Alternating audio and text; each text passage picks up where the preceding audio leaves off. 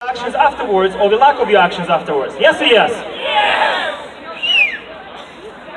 So, a little bit of the origin story. Obviously, people that have been following understand Fearless Ontario is no longer represented here today, and that's okay, and that's totally fine.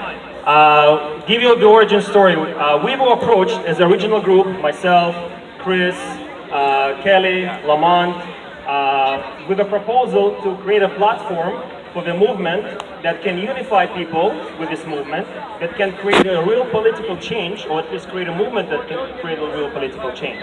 And this is what we've been told, that we're going to provide you a platform that we're going to create together, and then we're going to give it to you completely. It will be your platform to run with. We're just going to give you a little bit of opportunity, some resources, whatever, and then you can spring from that platform and you can carry on.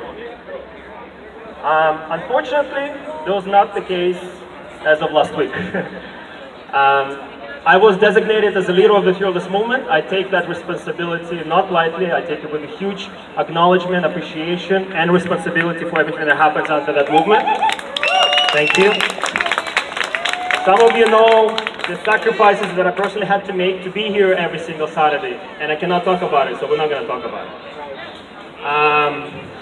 But that's the fact, that I really put my whole life on the line, and obviously the line is the movement that we're going to talk a little bit after, but it's funny how everything's connected, as long as you choose to look at it that way. Remember, it's all about the choice.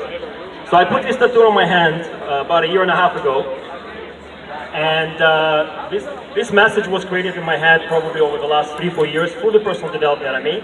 I've been going through, and I shared to you a little bit of the idea behind this. It's always a choice. So for me, this is my personal reminder that every single moment of my life, no matter what's taking place, I get to choose for it to be anything that I want. And one more thing about personal development that I want to share with you guys is anything that happens, we get to choose to put a label. And we can label it either bad, or we can label it either good. And the label happens most of the time for most of the people based on the immediate emotional reaction that you get from that event. That's usually how you label things. It's almost like it's a reflex that we get in our head on subconscious level. We get a feeling, we don't feel good about it.